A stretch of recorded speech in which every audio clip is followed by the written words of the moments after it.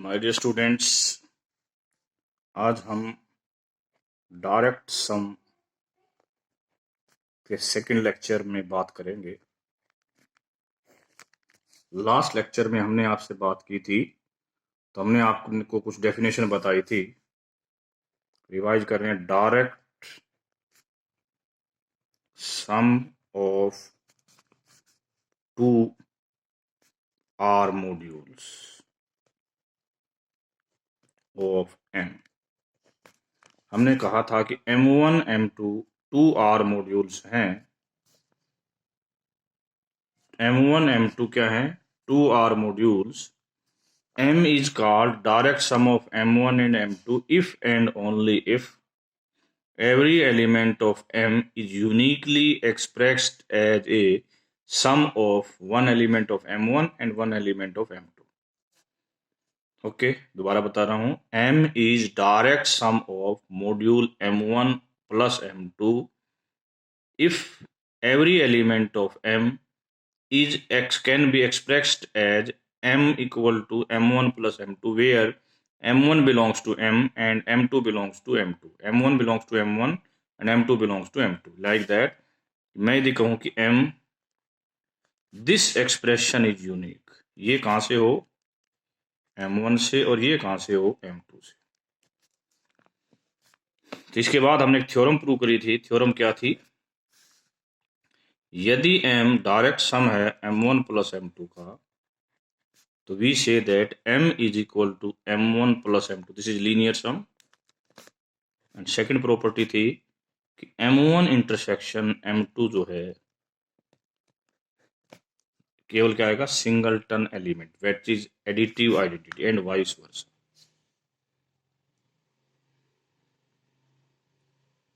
Now we also can generalise this theorem. इस theorem को generalise कर सकते हैं हम कैसे? Prove that an R module M is direct sum of its submodules M1 M2 Mk if and only if M is equal to M1 plus M2 plus Mk, and second, Mj intersection linear sum of I to k Mi, where I is not equal to j is not equal to I is 0. This definition is generalization of direct sum from 2 to k. On the same wording we can prove this theorem. कैसे prove करेंगे देखिए। अब सबसे पहले हम क्या लेके चलते हैं? We will take this M1 कि हम M को इनका डायरेक्ट सम लेके चलते हैं।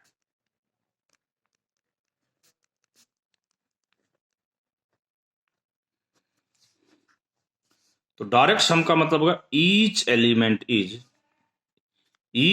Is uniquely expressed as a sum of elements of M1 M2 and Mk। ये भी कह सकते हैं it means M is this. तो first property is the over, only remaining second property. Let Z belongs to this intersection.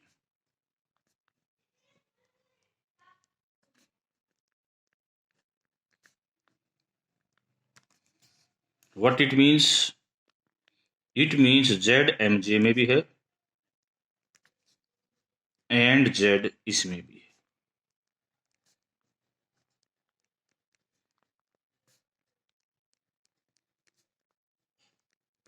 Z इसमें भी है, Z इसमें भी है।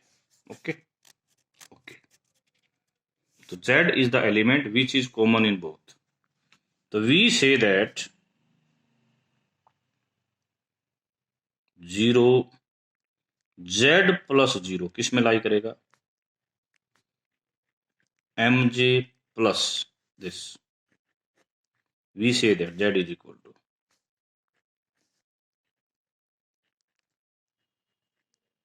क्योंकि इन सभी जो सब मॉड्यूल्स का सम है इनमें सब में 0 0 0 थी। और दूसरा we say that 0 plus Z भी कर सकते हैं, 0 इसमें से और जेड इसमें से।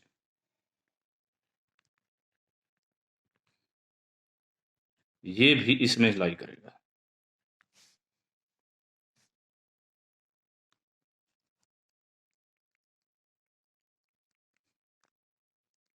तो इसका मतलब जेड के दो रिप्रेजेंटेशन हो गए, एक ये और एक ये, दो रिप्रेजेंटेशन हो गए।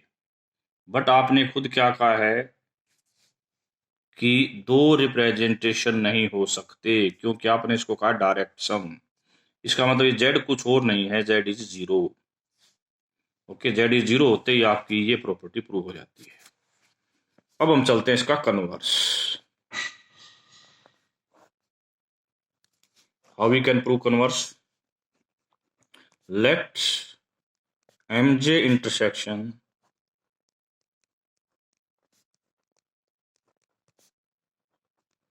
equal to 0 and m is equal to m1 plus m2 plus mk। हमें शो क्या करना है? Each element of F we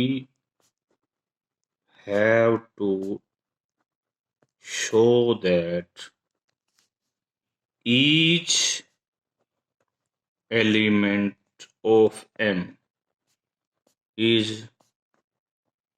expressible as the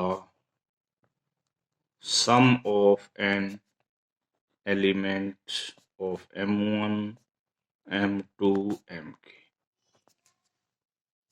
okay, if we take x be any arbitrary element of m, x को हम लिख सकते हैं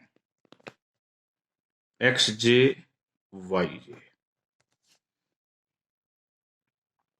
ये एलिमेंट लिया हमने mj से, ओके, और ये एलिमेंट लिया है मैंने बाकी बचे हुए मॉड्यूल वाले सम से। बाकी मॉड्यूल वाला क्या? i is not equal 1 to k, j is not equal to 1 to i mi। Okay, yes. अब हमें प्रूव करना है कि ये रिप्रेजेंटेशन यूनिक है। We have to show that this is unique. इसे चलो ऐसे ले लो, x1 y1 ले लो। ओके, अब x का आपने दूसरा रिप्रेजेंटेशन ले लिया जी, x2 y2। सेम इसी में ये x1 यहां से और y2 यहां से, दोनों सेम है तो be these are same. What this represent? x1 minus x2 equal to y2 minus y1। ये एलिमेंट कहां से हैं? ये दोनों एलिमेंट mj से हैं और ये इससे। तो इसका मतलब ये जो एलिमेंट है ये दोनों इन दोनों के इंटरसेक्शन से है।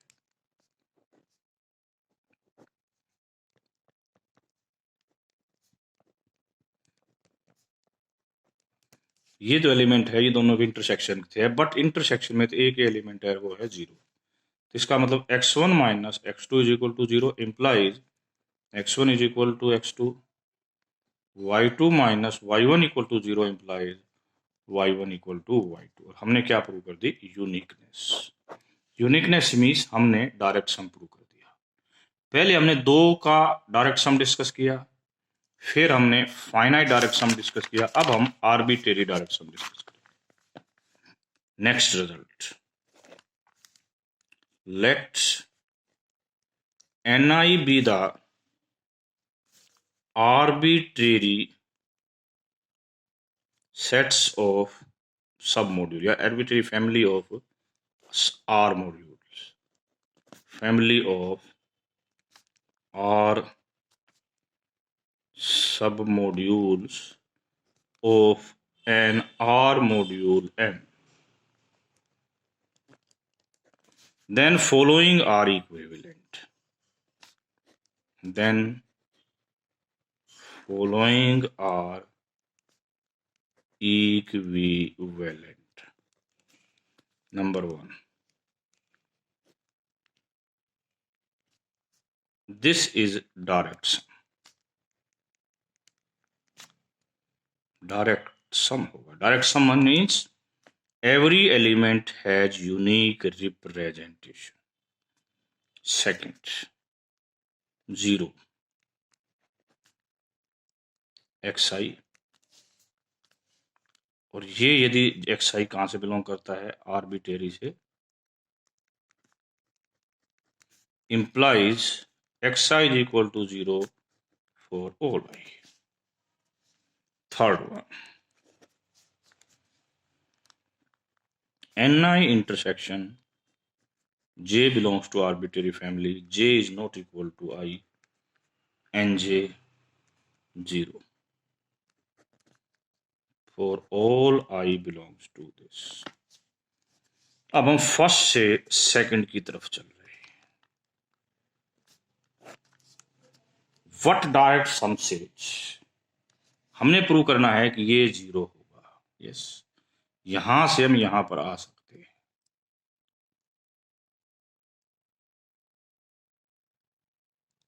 कैसे? देखिए, 0 equal to yi if yi equal to 0, और ये सारे किस में बिलोंग करेंगे, आई नहीं. हम 0 को ऐसे लिख सकते हैं, यानी कि सारे क्या हो, 0 0 0 0 0. इफ दिस रिप्रेजेंटेशन इज, आपने कहा कि इस रिप्रेजेंटेशन यूनिक है, ये रिप्रेजेंटेशन क्या है, यूनिक. तो यूनिकनेस हमें फोर्स करती है कि these all xi's are 0 for all I belongs to arbitrary. This prove first to second. यदि ये डायरेक्ट सम है, इसका मतलब यूनिकनेस है. यूनिकनेस है तो हम कहते हैं 0 को हम लिख सकते हैं 0 + 0 + 0 आर्बिट्रेरी टाइम 0. ओके, अब ये भी 0 दिया हुआ है सेकंड में, तो जो सेकंड वाला 0 है, इसकी यूनिकनेस की वजह से ये प्रूव करता है कि दिस ऑल xi's आर 0. इस फर्स्ट से हम सेकंड पर आ गए. Now we come from second to third. How we goes from second to third? x नाम का इंटरसेक्शन में मैंने इसके एलिमेंट ले लिया.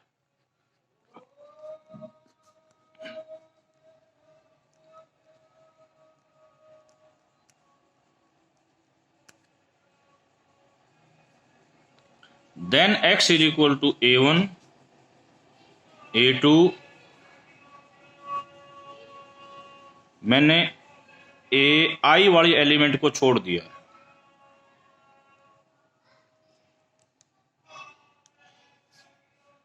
ठीक है जी. मैं कह रहा हूं कि देखो, ये एलिमेंट मैंने कहां से लिया है, I will take it from n1, ये n2, लाइक दैट. ये मैंने nn. यस. अब बच्चों के माइंड में होगा, सर है तो आर्बिट्रेरीनेस, और आपने ये फाइनाइट, मैंने क्या कहा था आपको कि या पिछले भी मैंने, आर्बिट्रेरी सम का मतलब सम फाइनाइट और नॉन जीरो, बाकी सारे 0. ठीक है. ये एलिमेंट इस पूरे की बजाय मैं इसको ऐसे ले रहा हूं, ध्यान से देखो, इसको 2 मिनट को छोड़ दो. क्या ये assume that x belongs to this, और x को मैंने ऐसे लिख लिया a1 a2 ai -1 ai +1 an belongs to ni, belongs to ni. इसको हम अगले स्टेप में x इक्वल टू, अगले स्टेप में मैं इसको ऐसे लिख सकता हूं,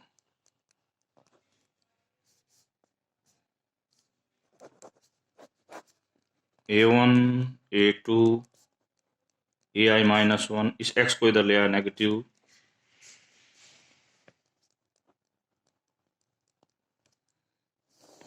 ये बन गया.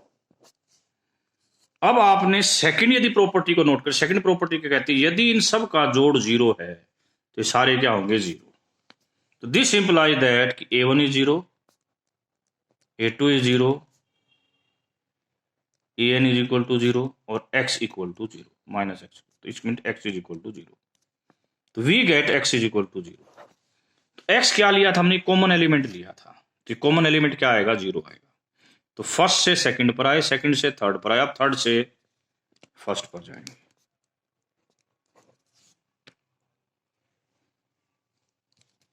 x का रिप्रेजेंटेशन लिखा हमने A1, A2, AN। y का रिप्रेजेंटेशन लिखा मैंने B1, B2, BN। हम यहां पर कह रहे हैं कि AI NI में है, BI भी NI में है, I क्या है? Arbitrary family.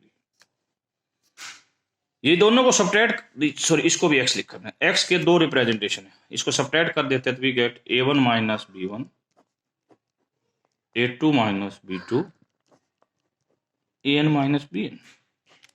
ये तो जीरो है, जीरो है तो जो हमारी सेकंड प्रॉपर्टी, सेकंड, क्योंकि हम सेकंड से थर्ड पर आए, अब सेकंड से ही चल रहे हैं। मेन बात तो कि सेकंड प्रॉपर्टी हमारी इंप्लाई क्या करती थी, या ये मान लो चलो सेकंड पे भी नहीं जाते तो हम थर्ड में भी आ जाते। थर्ड क्या कहती है? व्हाट दिस थर्ड सेज कि N1 B1 किस में होगा? N1 में होगा। ओके, और यदि मैं यहां देखूं तो ये चीज यहां पर क्या बनती है? ये बनती है।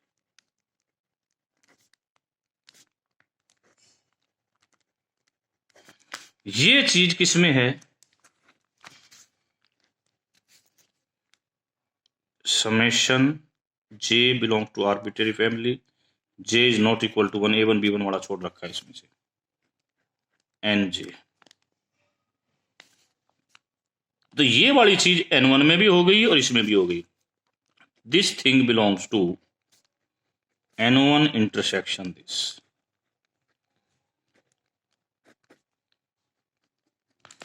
इसके अंदर तो एक ही एलिमेंट है, वो है 0। इस प्रकार A1 इक्वल टू क्या आ गया? B1। सिमिलरली आप A2 equal to B2, A3 equal to B3 निकाल सकते हो, जहां से आपका क्या प्रूव हो जाएगा? यूनिकनेस प्रूव हो जाएगी। करेक्ट। तो ये था डायरेक्ट सम का क्वेश्चन। अब मैं एक होमवर्क देके जा रहा हूं जिसको मैं नेक्स्ट क्लास में डिस्कस करूंगा। If M1 and M2